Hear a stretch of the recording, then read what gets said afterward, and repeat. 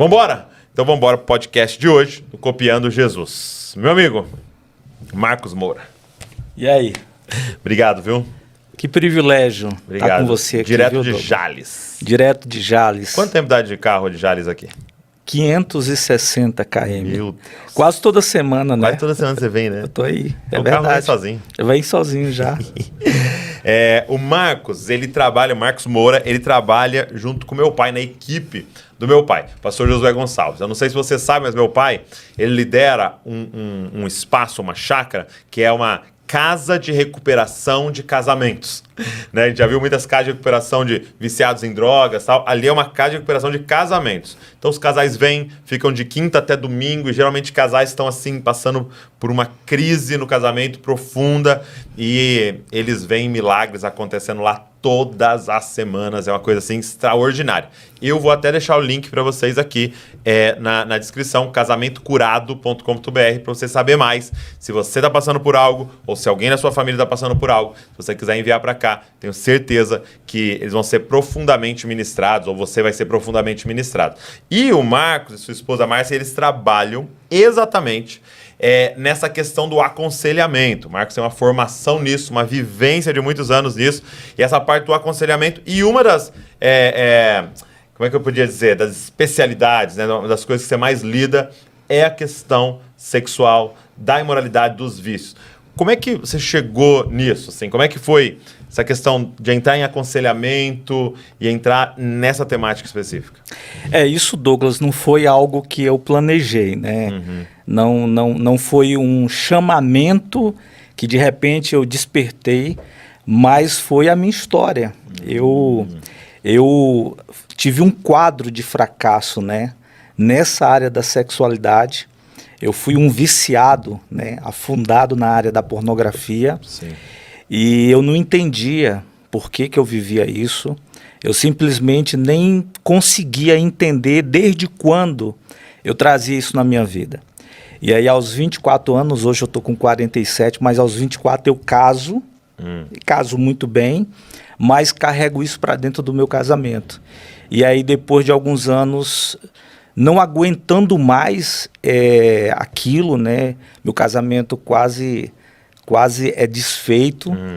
E aí a gente procura um lugar, que foi exatamente quando eu conheci o COT, né, na IFOL, e ali Deus me traz à memória um abuso que eu sofri. Então só para entender, você foi para a IFOL para fazer a escola lá em Curitiba com o Marcos, com o COT. Não foi em Curitiba, tinha um agendamento para Fortaleza. Né? Fazia itinerante. Isso. Tá. E na verdade, Douglas, eu não tinha ido fazer. Quem foi fazer foi minha esposa, que já aconselhava mulheres, Legal. que já lidava com os bastidores. E ela dizia assim, Marcos, olha, eu queria ser ferramentalizada para trabalhar de uma forma mais aprofundada nessa área do aconselhamento, nessa área de libertação, de cura. Eu falei, você vai lá, e as meninas que você conhece, a Mani e Munira, eram bebês ainda. E eu disse para a Márcia, eu fico aqui cuidando das meninas, Sim. você faz a escola. E aí, com 2 dias de escola, alguém chegou para mim, Douglas, bateu no meu ombro e disse, veio buscar o machado? E eu disse, eu não vim buscar nada. Estou cuidando das minhas filhas aqui. Ele disse, Então você ia até onde era a escola, eu ficava lá com as fui crianças, e isso, ficava cuidando delas, e ela dentro da sala de aula. Entendi. E aí, no segundo dia, aconteceu isso. E aí a pessoa me deu uma palavra e disse, essa escola é para você. A partir de hoje, a equipe vai cuidar das crianças e você entra lá na sala com sua esposa. É mesmo? Nessa época, a IFOL era 21 dias, Sim, né? Full time. E aí, com 15, 16 dias, Douglas, as minhas memórias voltaram.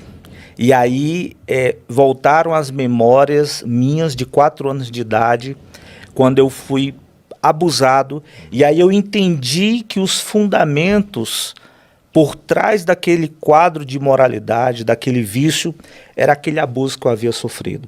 Meu Deus. Então, respondendo sua pergunta, a partir do momento que eu fui atendido, passei pelos processos, fui liberto, ali fui curado, a partir de então, eu entendi que aquele lugar de fracasso, de dor, passou a se tornar um lugar de cura. Porque eu não imaginava que um dia eu poderia ser curado. Eu não imaginava que um dia eu poderia ser liberto daquilo.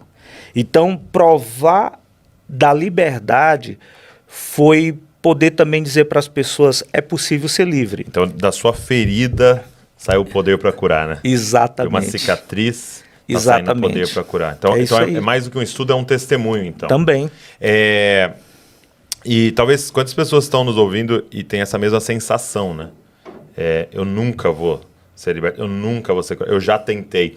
E uma coisa que eu tenho aprendido, assim, ultimamente, principalmente por estar vendo, assim, um explodir de dificuldades emocionais e também dessas questões sexuais e tal, nós não podemos ser simplistas, né, Marcos?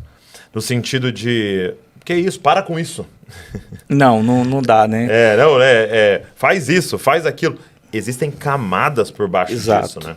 Eu acredito que se alguém me abordasse e de uma forma assim muito trivial, tentasse dizer para mim, para com isso, você precisa orar mais, você precisa se consagrar mais, não teria dado certo. Eu acho que é aí também que entra um quadro de desilusão e até pessoas se afastam, Douglas. Por quê?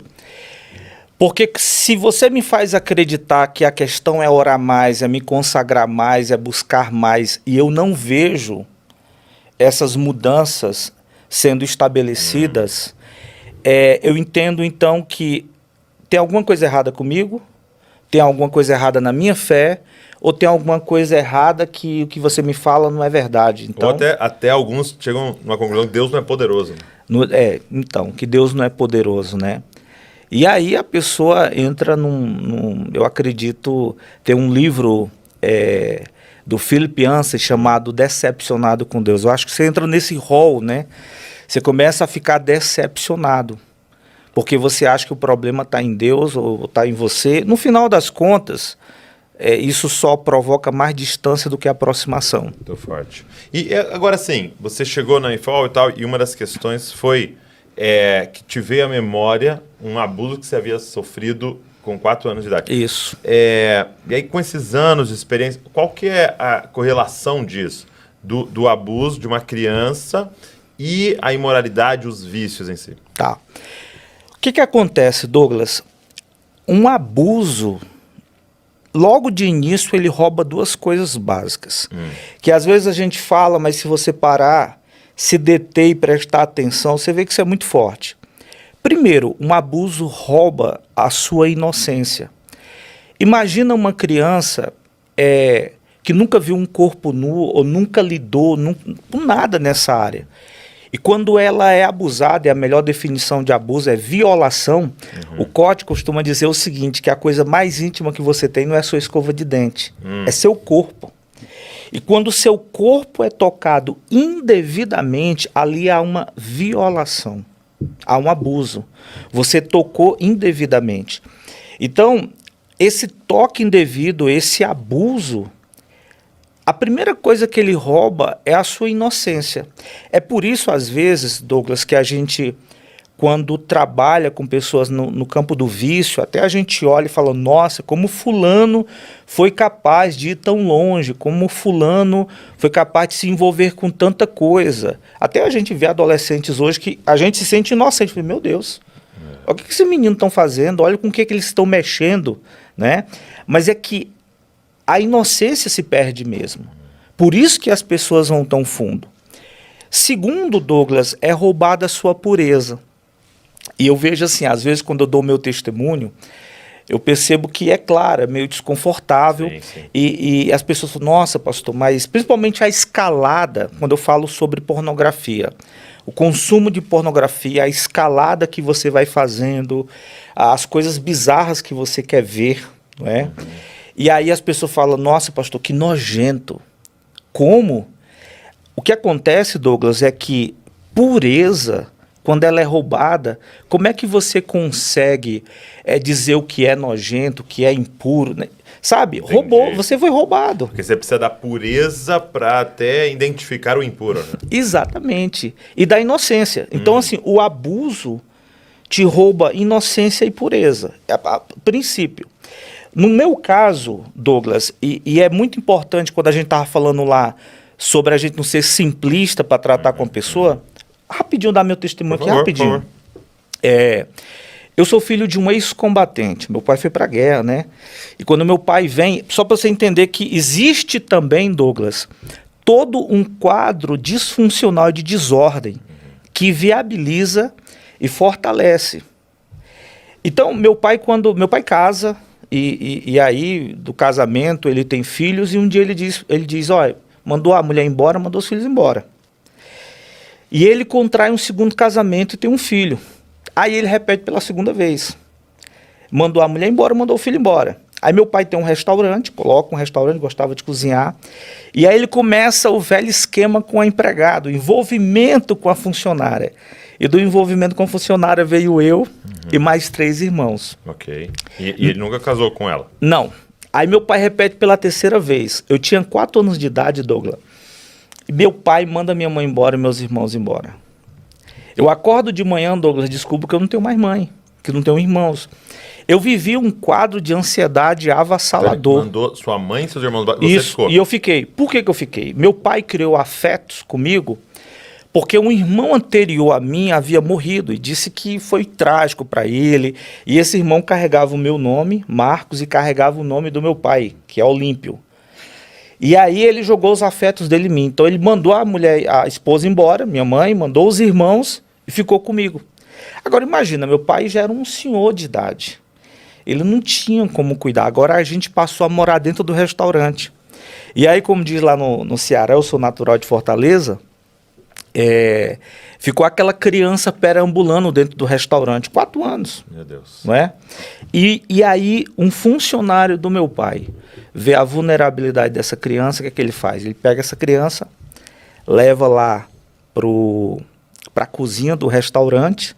Eu tenho essa nítida memória daquela mesa de madeira onde se fazia os salgados do restaurante. Ali ele coloca essa criança, tira a roupa dela ali, toca indevidamente, faz sexo oral. Ali ele masturba essa criança. Por isso que eu digo que às vezes é meio desconfortável, mas é fato. E ali, Douglas, eu nunca tinha visto um corpo nu. Uhum. E ali ele me apresenta, Douglas, naquela época, né, há 43 anos atrás, ele me apresenta uma revista pornográfica. E aí uma criança de 4 anos, vejo um homem nu, uma mulher nua em posições sexuais explícitas. Aquilo ali, Douglas, entrou dentro de mim com uma força que eu não sei descrever. A partir de então, Douglas, com 4 anos, eu comecei a me masturbar e a buscar essas revistas. E eu encontrava, porque aí era a revista do meu tio, do meu pai, dos funcionários. Porque o diabo tem todo o cerco Exatamente. montado, né? E aí a minha vida afundou nessa área. O que acontece é que as minhas memórias, eu não sei explicar porquê, eu esqueci. E quando eu me entendo, né, dentro desse quadro escravizador, eu começava a tentar entender por que eu vivia aquilo, por que eu era tão viciado, por que eu era afundado naquilo. Eu ficava horas na pornografia e depois casado. Uhum. E eu lembro que eu me casei com 24 anos e eu tinha algo na cabeça, porque é assim, Douglas, eu me converto com 17 e eu tive uma experiência genuína com Jesus, sempre amei Jesus, mas é claro que o vício desacelera, mas ainda era um lugar de tropeço na minha vida, era um lugar de queda. Então, de forma recorrente, eu ainda caía. E aí eu pensava assim, eu acho que quando eu casar e puder ter uma vida conjugal, sexual, poder desfrutar, eu vou parar esse vício. E aí, infelizmente, eu caso com uma linda mulher, né? Tá aqui. E ali a gente desfruta da vida sexual, mas vício é vício. Sim. E aí eu passo agora a reproduzir, eu passo a viver uma vida na pornografia, passava horas, depois ia para a cama, ou saía da cama e ia para o banheiro, e eu vivia isso. É claro que isso doía em mim. Uma das coisas que a Márcia conta, a Márcia agora na Lagoinha de Lisboa, ela nunca tinha contado isso, mas ela ministrou falando como foi lidar com o marido viciado. E ela falava exatamente que a minha tristeza, porque ela me via constantemente triste. Ela via que vez ou outra eu me perdia e eu estava naquele momento de tristeza e ela não entendia. Que é exatamente, eu não era feliz com aquilo, mas eu não entendia por que aquilo existia, por que aquilo estava lá. Então, eu não quero dizer que o vício em si é um problema, mas no meu caso tinha um endosso de um abuso. Um abuso que me roubou pureza, que me roubou a inocência, obrigado, e me jogou com aquelas primeiras imagens para essa vida. Até que, como eu disse, né, fomos para uma escola, ali minhas memórias voltaram, fui atendido nessa libertação. Aquilo foi tão impactante para mim, Douglas, que eu passei, né, e eu falo isso com um privilégio, ficamos 7 anos debaixo, né, da liderança, da autoridade do COT, que temos assim uma estima e uma imensa gratidão, porque foi tão impactante na minha vida que eu passei a viver isso, a trabalhar essa área de libertação, essa área de cura, de restauração, né? Então, basicamente foi isso. Entendi. Então, nesse roubo da pureza, nesse roubo da inocência, quase que perde-se um filtro ali, e aí é aquele negócio, né, de o certo virar errado, o errado virar certo, porque já não tem tanta mais critérios, né? E é isso que acontece quando o Evangelho, quando o Espírito Santo entra na nossa vida, né? Porque luz é jogada, né? E aí, apesar de ainda haver tropeços, mas são tropeços com muita dor, né? Com muita tristeza e com muito mais agora clareza e consciência do que está acontecendo, né? E uma coisa, desculpa só, Douglas, e uma coisa que eu acho que é relevante ser dito é que em 2004, uma equipe de advogado nos Estados Unidos, o que eles fizeram? Eles pegaram todos os protocolos de divórcio do ano todo de 2004 e eles fizeram uma pesquisa, conversaram com as pessoas que ali estavam se divorciando, executando divórcio. 98%, Douglas, a presença da pornografia, da imoralidade justificava também aquele divórcio. E aí, por que eu falo isso? Porque 98%. 98%. Então, em 2004, essa equipe de advogados, eles pegaram todas as entradas, todos os protocolos de divórcio, 98%. Imagina isso, né? E por que eu falo isso? Porque nessa tristeza que eu te falei, existe uma coisa na pornografia chamada anedonismo. O anedonismo é a perda das capacidades de sentir prazer com qualquer coisa da vida. E era isso que estava acontecendo comigo. Hoje, Douglas, as pessoas não conseguem conectar suicídio com pornografia. Elas dizem, pastor, o que tem a ver? Depressão. Não consegue, mas a verdade hoje é que essa secretação hormonal, essa química da dopamina, ela é tão absurda, esses disparos são tão fortes hoje, por causa desse advento da internet, os acessos hoje são tão avassaladores que as pessoas que poderiam, né, vamos falar de forma simbólica, que poderiam ter dopamina para tudo na vida, para estar num parque, para estar com a família, para comer, para outras coisas da vida, elas estão tendo disparos imensos na pornografia e depois elas entram nesse anedonismo, elas começam a perder a capacidade de ter prazer com outras coisas. E eu tinha isso. Eu comecei a entrar nisso, porque Márcia dizia, poxa, Marcos, você olhava para coisas que tinham beleza e você não via beleza. Uma vez, Douglas, me levaram para um lugar onde se saltava de asa delta, um casal de pastor muito precioso. Que legal. E eu cheguei ali e olhei aquilo e disse, gente, muito bonito, mas vamos embora. E a minha esposa ficou muito triste, porque lá você podia locar uma barraca, passar a noite, e ela queria fazer isso. E eu disse, não quero ficar aqui. Eu não via beleza. Então, é muita coisa, Douglas. Uma coisa que eu acho que é muito forte, assim, nessa questão do vício na pornografia, é que a outra pessoa, ela é vista ali de forma muito objetiva como um objeto. Sim. Né? Um objeto do seu prazer. Né? Então, você está olhando ali algo que aquilo ali é o objeto do seu prazer. Então, você vai começando a aprender, né, e treinar sua mente e seu cérebro do que o outro O meu próximo, ele está ali para servir ao meu prazer, né? E aí eu começo a transformar as pessoas em coisas, né? Você vai coisificando, coisificando as pessoas, né? E aí eu falo até da grande mentira que nos contaram, né? De que nós temos um órgão genital para ter prazer, né? E não, Deus nos deu, se você olhar à luz do Evangelho, se a gente aplicar o Evangelho a tudo, Sim. melhor é dar do que receber. Ou seja, ele nos deu a possibilidade de, ao casarmos na aliança, dar prazer.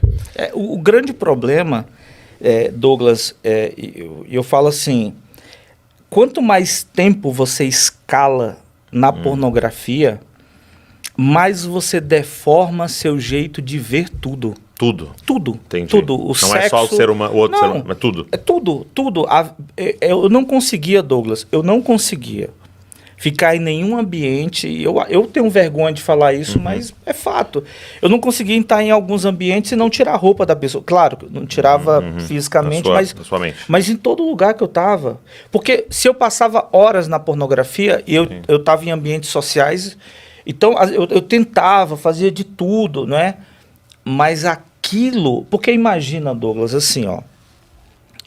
Imagina que de segunda a sábado, Douglas, você vai pegar aí, são 6 dias, você vai pegar 6 filmes que falam sobre esperança, sobre amor, sobre altruísmo. Aí você assiste na segunda-feira, assiste outro na terça, até sábado. No domingo, Douglas, você quer abraçar todo mundo.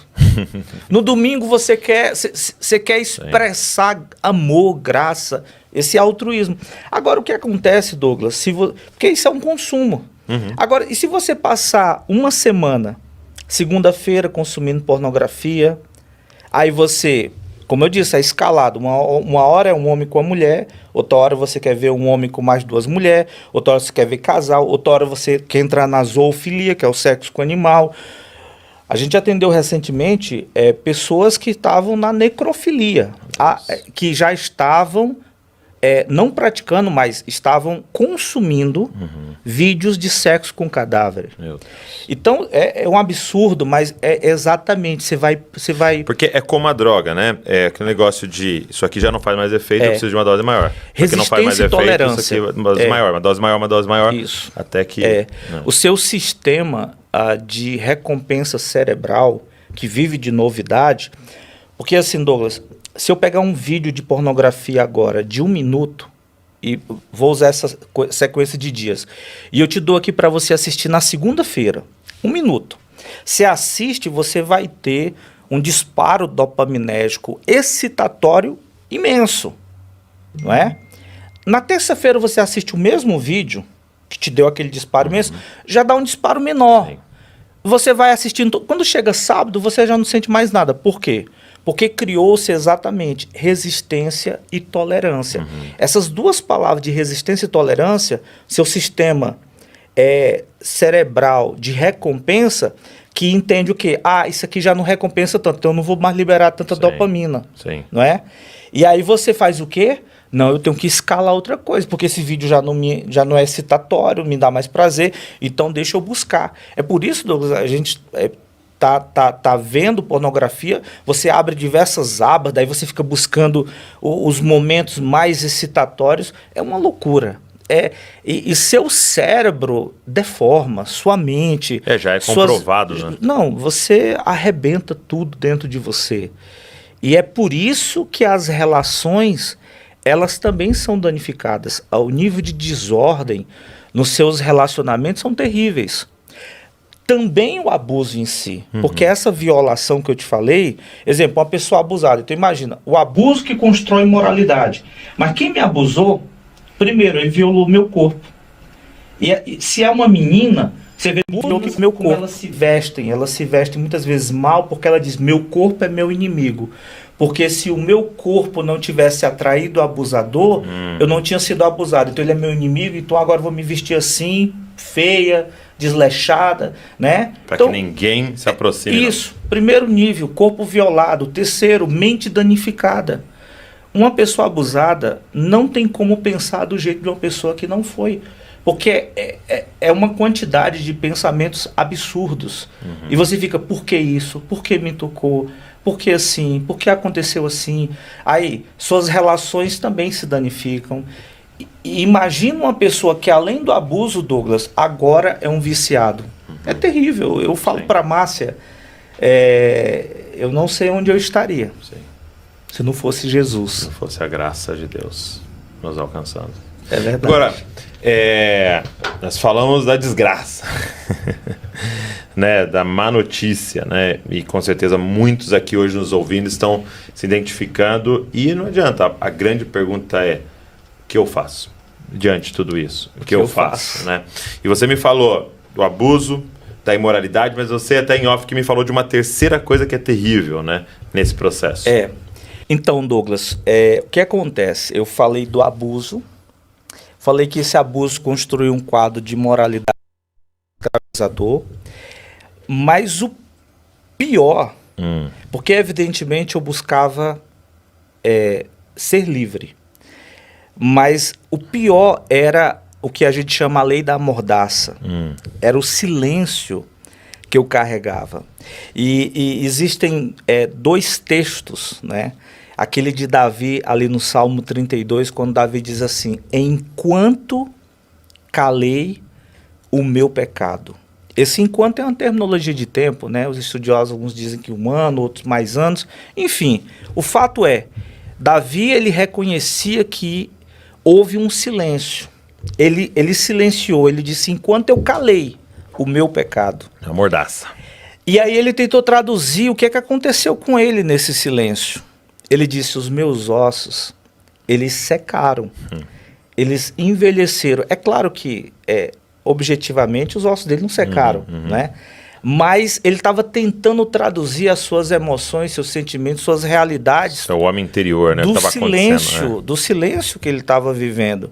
E ele disse, os meus ossos envelheceram e havia um constante gemido todos os dias. Em outras traduções, um gemido diário. Então, o silêncio, ele potencializa exatamente esse quadro de dor diário. Parece que alguma coisa está secando dentro de você, você está perdendo vida, não tem vigor, nada floresce, por causa dessa mordaça. E eu acho que é por isso que a gente... eu queria até mostrar para a galera, porque o Marcos, a partir dessa realidade, desse testemunho, ele escreveu esse livro, O Desafio de se Expor. O Desafio de se Expor. Porque tem tudo a ver com isso, né? Sim. Porque essa libertação e essa cura passa por esse desafio. Por que um desafio?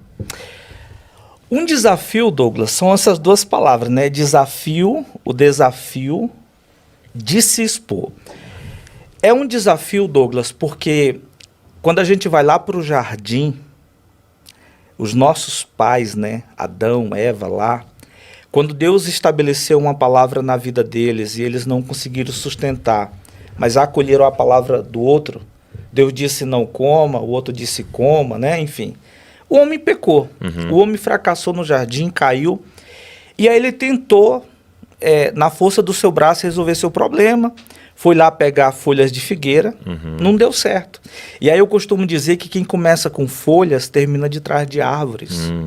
Porque quando Deus chega para encontrar Adão no lugar que Deus havia deixado ele não estava mais lá. A gente fala da lei do deslocamento. É você... O que é uma pessoa marginalizada? É uma pessoa que está à margem do lugar legítimo que ele deveria estar. Então, esse homem marginalizado, Deus o chama e ele diz, eu ouvi tua voz. Né? Ele fala que estava nu, mas ele fala do seu primeiro sentimento. Ele diz, olha, eu tive medo. Por isso, eu me escondi. Adão, Douglas, não tinha uma pessoa anterior a ele para modelar. Onde é que ele aprendeu? De forma instintiva. Ele teve medo e o medo jogou ele para de trás daquelas árvores. Então, por que é um desafio, Douglas? Porque as pessoas têm medo. A grande verdade, Douglas, é que existe uma quantidade absurda de pessoas, Douglas, querendo rasgar seu coração, sua alma e colocar para fora. Mas elas têm medo. Medo de quê? pastor, eu não sei como as pessoas vão me ver a partir de então, eu não sei o que vai acontecer com o meu casamento, meus filhos, meu título, meu trabalho, eu não sei. E você sabe, né, eu costumo dizer que a mãe de todas as feridas emocionais é a rejeição, e ela dá à luz o abandono. Então, quem gosta de ser rejeitado? Quem gosta de ser abandonado? E as pessoas têm esse medo, não, eu não vou falar, porque se eu falar, as pessoas vão me rejeitar. Alguma coisa eu vou perder.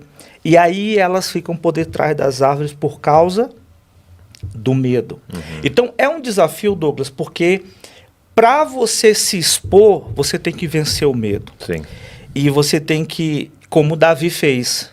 Davi disse, enquanto calei o meu pecado, meus ossos envelheceram, havia um constante gemida, tua mão pesava sobre mim. Ele fala sobre isso, né, a mão de Deus, mas ele disse, confessei-te o meu pecado, não mais ocultei. A vida voltou. Ele perdeu o medo. Porque se nós pensarmos, né, por que Davi calou? Por que Davi silenciou? Medo. Medo. A gente tem medo. Então, o medo do jardim, lá que joga para de trás das árvores, a gente tem que perguntar qual é a sua árvore. Eu percebo assim que um dos principais efeitos do pecado, né? Lógico que você vai ter o pecado em si que a pessoa vai cometer e tal, mas um principal lá dentro corre de Deus e não corra para Deus. É isso que entra dentro de nós de alguma forma por causa do medo. Corra de Deus e não corra para Deus, né? É isso. Essa mentira entra, né?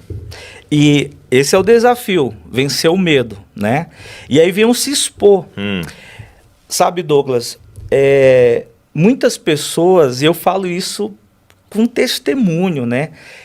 Quantas pessoas chegavam para mim e diziam assim, olha, Deus está falando comigo que Ele vai te usar assim, que Ele vai fazer isso na tua vida. Eu te vejo viajando. Douglas, eu vivi uma vida totalmente fora dessas realidades. Mas existiam palavras proféticas sobre a minha vida. Só que tem um detalhe.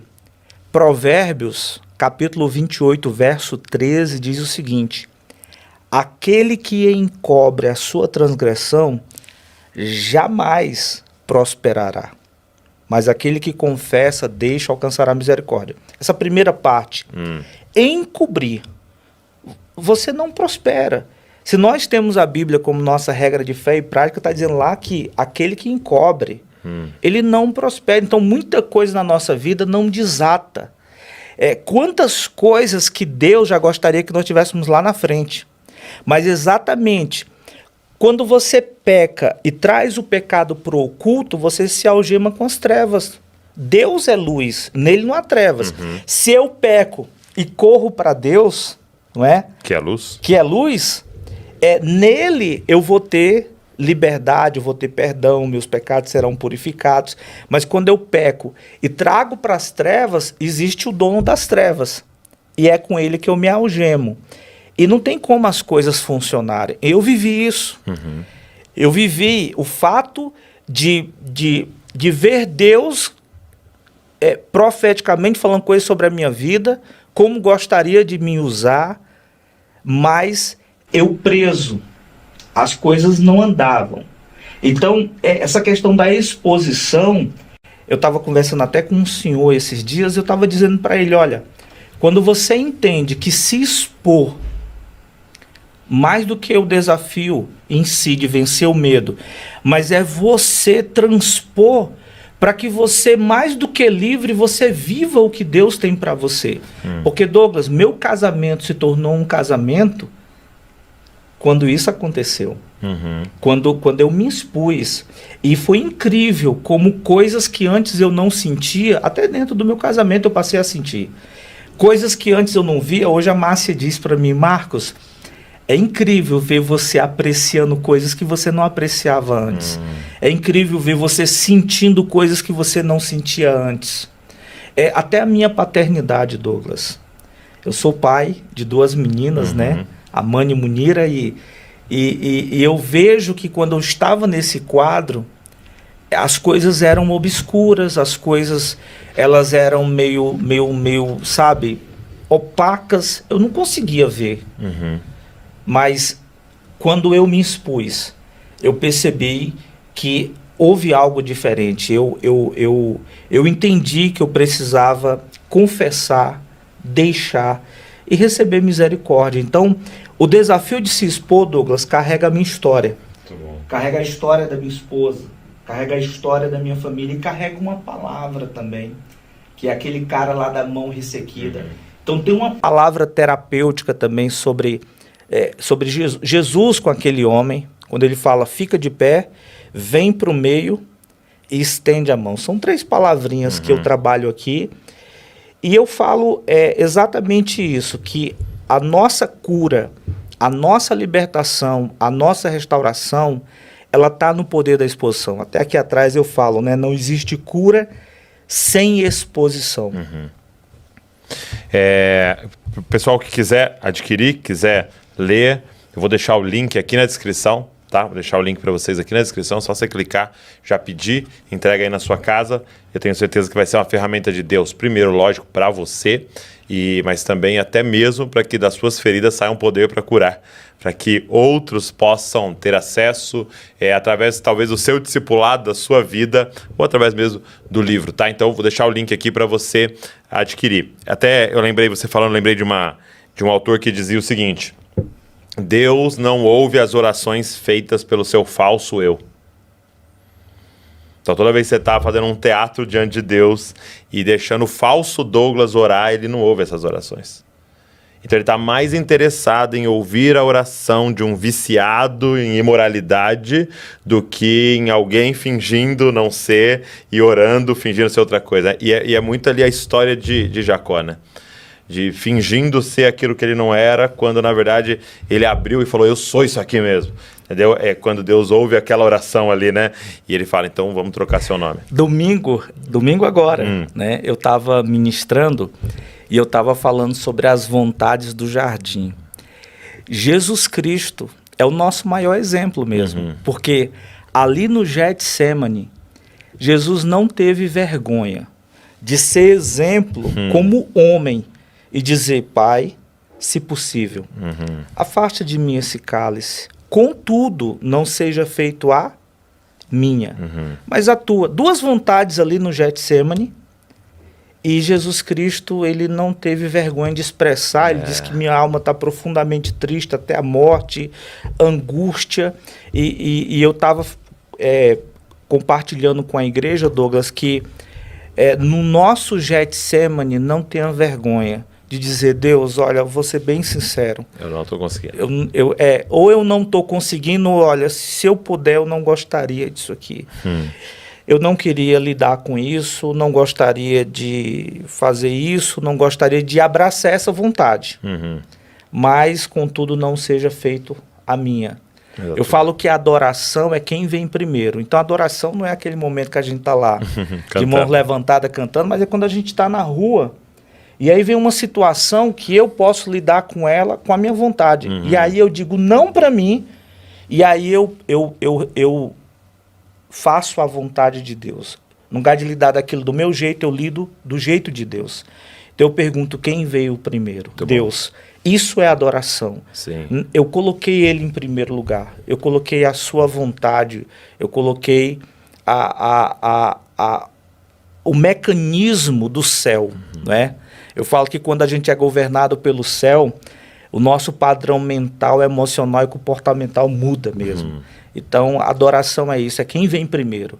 E tudo, estou dentro do meu quarto, estou na relação com a minha esposa, acontece a situação, eu faço a minha, eu faço a dele. Bom, se eu fizer a de Deus, então ele vem primeiro. Então ele foi adorado, né? Então eu vejo sabe isso. Uma coisa que me impacta muito, algo que eu tenho meditado nesses últimos tempos na cruz e no crucifixo, principalmente dos católicos, né? Eles têm ali Jesus crucificado, mas a maioria deles tem uma coisa ali que não é real, né? Do que foi a cena, né? Porque, lógico, porque vai estar em quadros e tal, eles cobrem a nudez de Jesus, os órgãos genitais de Jesus, mas ele foi crucificado nu. E sabe uma coisa que tem me ministrado muito? É que Deus nunca vai pedir algo pra gente que ele não fez primeiro. Ali ele se expôs inteiramente. Completamente vulnerável, né? Tem uma posição mais vulnerável do que essa, né? Totalmente vulnerável e despido e dizendo: eu quero que você me conheça completamente, porque eu quero te conhecer completamente, né? E é olhar para esse Deus que não teve nenhum receio em se expor, né? E está pedindo para você agora: vem, eu quero te curar, né? Tira suas vestes, que tem muito a ver. É engraçado que roupa tem muito a ver com isso, né? Eu tô com uma camiseta aqui e tal, porque eu me acho descolado. Você tá com uma camisa, né? Porque você é uma pessoa mais séria e tal. Então fala assim da personalidade que eu quis colocar, né? Eu poderia falar: não, hoje eu vou de camisa tal, porque eu quero passar essa imagem. Então roupa fala muito disso, né? De qual que é a imagem que eu quero passar, né? E aí ele diz: se expõe. Vem, quem é você mesmo, né? Porque eu quero lidar com isso daí, né? Eu quero ter relação próxima com isso daí. E aí é a cura, né? Eu acredito, Douglas, que a nossa cura começa exatamente quando a gente reconhece a nossa realidade. Sim. E o pastor Josué, ele é uma palavra simples, mas ele fala assim: aquilo que eu identifico, eu modifico. Então, quando você realmente reconhece a sua realidade e você faz o enfrentamento dela, e eu falo que o enfrentamento não é voltar para trás, mas é colocar o passado de trás para frente, né? E quando você não enfrenta o seu passado, você hipoteca o seu futuro. E é outro problema, porque você não vai para frente. Você também não consegue lidar com o seu passado. É uma prisão, né? A Márcia que está aqui, ela é testemunha disso. Douglas, eu não conseguia muitas vezes ficar pensando no meu passado. Porque todas as vezes que eu acessava essa porta e eu ia lá, e quando eu voltava, a Márcia via como eu ficava muito mal. Porque o abuso, os aspectos da orfandade de um pai vivo, de não ter a figura da mãe. Então, um pai comunica basicamente direção, limites, proteção. Foi tudo que eu não tive. Um pai que comunica direção, ele dá um senso de destino. Então, eu fui abusado, agora era um escravo e eu não tinha destino. O pessoal pergunta, Douglas, sempre como é que eu... Como é que é hoje como é que você olha hoje para a pornografia, né? E aí eu falo como eu lido com ela, né? Hoje, né? Como é que eu lido com ela? Você ainda tem desejo, né? Como é que você lida? Não sei, se você quiser perguntar. Ah, tá. Entendi, achei que ele estava respondendo. Muito bom. Depois ele dá os cortes aí. Depois você dá um jeito. Não, mas isso aí. E hoje, Marcos, como é que você lida com essa questão da pornografia? Hoje, depois de todos esses anos e de tudo isso. Então, Douglas, uma coisa que eu tenho entendimento é que eu fui chamado para me despojar do velho, se revestir do novo. Ok, eu vivo esse caminho da santificação, não é? Mas eu entendo que só naquele dia, viu, Douglas, que as coisas realmente, ali no piscar de olhos, seremos transformados. Teremos um corpo glorificado. Por que eu começo falando isso? Quando muita gente me pergunta, né, como é que você lida hoje? Você ainda se sente tentado? Douglas, se eu não me envolvesse com nada, não tivesse vindo de uma família maravilhosa, ainda assim, eu seria tentado, porque eu sou marcado pelo pecado, não é verdade? Então, existe um nível de tentação, mas eu trago duas palavras, porta e linha. Eu tomo cuidado às portas que eu abro e eu tomo cuidado com a linha que eu cruzo. A Márcia, que está aqui presente, sabe, às vezes, assim, bem despretensiosamente, a gente gosta muito de assistir filme. Aí ela, amor, vamos assistir esse filme? E aí tem um momento que aí eu olho o trailer e eu falo: Márcia, olha, esse filme tem algumas cenas assim... e eu acho que não vai ser legal para mim. Então, Douglas, eu sou liberto. Eu não acesso pornografia, eu não vivo isso. Mas sabe aquela porta que está fechada, mas de vez em quando eu coloco a mão no trinco, está fechada mesmo. Sabe aquela linha que eu sei que eu tenho que tomar cuidado para não cruzá-la, não é? Então, sempre eu estou vigiando. Exemplo, a gente, né, dá seminário, viaja. Se eu estiver só e eu cheguei num hotel, a primeira coisa que eu faço é eu puxo a tomada da TV. Muito bom. Porque eu não sei se ali tem um canal adulto, né? Se eu vejo revistas, eu pego e dou para a camareira. Então, eu tomo muito cuidado, sabe, Douglas? Porque eu não confio em mim. Acho que esse é o ponto, né? Eu não confio em mim. Eu confio na graça de Deus. Você sabe um versículo que as pessoas distorcem, né? Maldito o homem que confia no homem. Aí a gente sempre leu falando assim, eu não posso confiar em ninguém. Tá falando, não, maldito é o homem que confia no homem. Faz do seu braço carnal a sua força e aparta o seu coração do Senhor. Sim. Eu acho que dependência total. A gente não pode apartar. E eu sempre falo isso com Márcia. E eu digo, Márcia, eu sempre tomo cuidado comigo. Sim. Então é um cara, sabe, Douglas? É um cara que eu discipulo todo dia. Ele me dá muito trabalho, viu, Douglas? Mas ele, como é que fala que ele morreu nas águas do batismo, mas danado sabe nadar. Danado sabe nadar, exatamente. Uma experiência que eu tive com a Márcia, falando dessa questão de não confiar em mim, Douglas, né? Como é que eu lido hoje e tal. Olha, eu estava em Duque de Caxias, no Rio de Janeiro, servindo uma igreja preciosa. E no sábado o pastor terminou o culto, o pastor me levou para jantar. E a gente conversando, perdeu o tempo. Ele falou, pastor, pelo amor de Deus, vou te levar para o hotel. Amanhã de manhã você continuar o seminário. E aí, Douglas, quando eu desembarco ali no hotel, um hotel muito bacana, Hotel Mont Blanc, ali no Duque de Caxias, o pessoal que está ouvindo aí conhece, de repente conhece. Eu andando na calçada, eu vi duas garotas de programa, era quase 1h. Quando eu vi essas duas garotas de programa, Douglas, parece que elas entraram dentro de mim. Douglas, eu não sei o que é motel. Eu nunca me prostituí. Eu fui uma pessoa afundada na imoralidade. Mas eu nunca me prostituí. Você perguntar, pastor, você sabe o que é um motel? Sabe o que é ter relação com a prostituta? Nunca. E eu, naquele momento, claro, não discerni a guerra, o teto espiritual, claro, mas naquele momento foi algo tão forte, tão avassalador. Não, eu entrei num desespero, uma vontade, Douglas, de pegar uma garota daquela e levar para um motel, coisa que eu nunca tinha feito. E eu lembro que eu entrei no hotel, subi no elevador, entrei no quarto e eu liguei para a Márcia. E eu falei, Márcia, eu estou passando por isso, e eu chorando, eu estou sentindo essa vontade, a vontade de fazer isso, de pegar uma garota dessa, por favor, me ajuda. E aí na hora, Douglas, a Márcia falou assim, onde você está? Eu falei, eu já falei, eu estou aqui, eu estou no quarto agora. Ela falou, não, onde você está? Eu falei, meu Deus. Ela falou, Marcos, você se deslocou. Porque é a pergunta do jardim, né? Onde você está? Eu disse, Márcia, eu desloquei. Aí eu falei, me ajuda. Ela falou, senta. E falou assim, eu vou orar. Quando ela começou a orar, Douglas, parece que a mão de Deus entrou dentro daquele hotel, entrou dentro daquele quarto, entrou dentro de mim e tirou aquelas garotas. Segunda-feira, nessa época eu morava em Curitiba. Segunda-feira, peguei o avião, voltei para casa. E ela me perguntou, na hora do almoço, eu falei, Márcia, que luta, hein?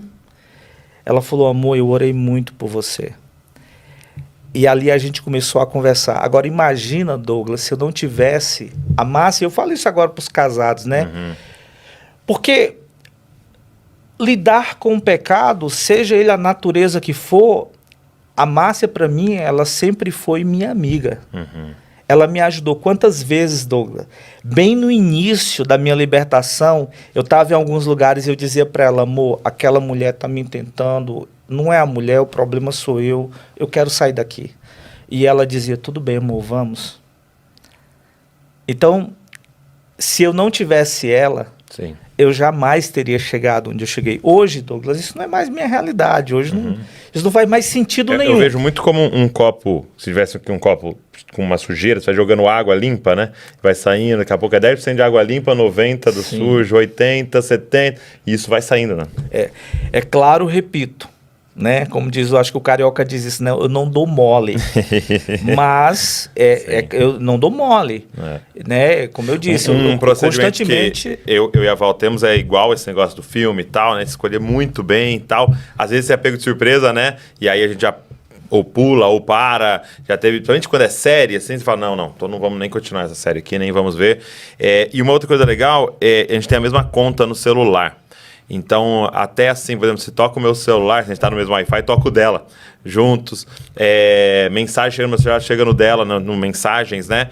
E total acesso, né? E aí até, tipo assim, no Google, é a mesma conta, então, se eu pesquisei uma coisa, você entra lá, ela vê o que eu pesquisei, o que ela pesquisou eu consigo ver e tal. E essa abertura total, porque é um maldito homem que confia no homem. Essa, Douglas, é a lei da nudez. Porque o homem deixa pai, mãe, disse a sua mulher, os dois serão só carne. Aí o versículo seguinte diz, os dois estavam nu e não se envergonhavam. Hoje, eu posso ficar nu, não fisicamente, claro, também, mas eu posso hoje ficar nu nas minhas motivações, nos meus sentimentos, essa nudez. E não existir nessa distância, eu e Márcia não ter no meio vergonha. Porque é exatamente isso. Imagina, não, você tem sua conta, a Val tem a conta dela, e aí você faz aqueles acessos seus, a Val não sabe de nada, ou ela faz, não importa, enfim, não é? Mas vocês não têm o que esconder. Então, a lei da nudez, na distância de um para o outro não há vergonhas. E essa questão de proteção, não, mas por que você faz isso? É exatamente para nos proteger. Afinal de contas, o que Paulo disse... às vezes a pessoa fala, nossa, né, como você é bom, né? Você faz, não, é porque como você é ruim, por que você faz isso? Eu fico imaginando um homem tão versado nas escrituras e deveria ter um jeito tão profundo de fazer o seu filho na fé lidar com o pecado. Ele disse, fuja. Muito bom. Fuja. Uai. Falar uma palavra bem profunda aqui. Não, eu vou falar uma palavra bem profunda, né? Eu vou aqui os oráculos de Deus aqui. Não, fuja. Simplesmente corre. E é isso que a gente tem que fazer. E é isso que a gente às vezes não faz.